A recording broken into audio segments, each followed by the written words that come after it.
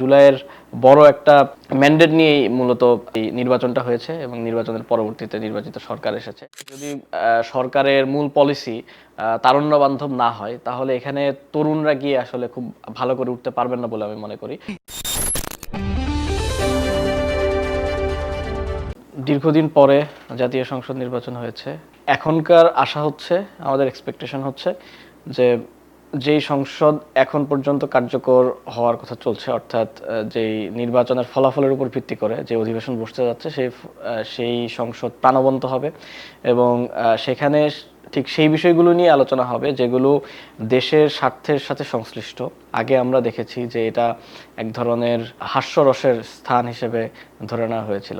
আমরা অনেক আগে দেখেছি যে আমাদের আগের জেনারেশন যারা, তারা অনেক আগ্রহ নিয়ে শুনতেন, তারা দেখতেন যে সংসদে কি আলোচনা হচ্ছে। বিশেষ করে তারা যাদেরকে ভোট দিয়েছেন সেই এমপিরা কি কথা বলছেন সংসদে গিয়ে, এটা আগ্রহের জায়গা ছিল। কিন্তু পরবর্তীতে যখন নির্বাচন ব্যবস্থা ভেঙে পড়ে, তখন দেশের জনগণ সংসদের অধিবেশন হচ্ছে নাকি হচ্ছে না এর থেকে আগ্রহ হারিয়ে ফেলে।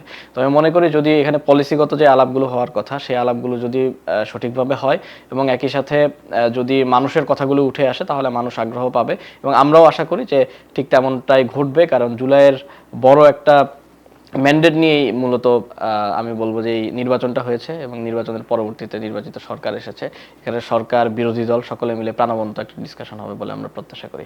একই সাথে আগের সময় যেটা আমরা দেখেছি যে বিশেষ করে যারা সংসদে ভোকাল থাকার চেষ্টা করেন, যারা সরকারের ভুল পলিসিগুলোকে অ্যাড্রেস করার চেষ্টা করেন, তাদের উপরে বিভিন্ন ধরনের হামলা মামলা থেকে শুরু করে যেই পলিটিক্যাল যে অপারেশন সেটা চলে।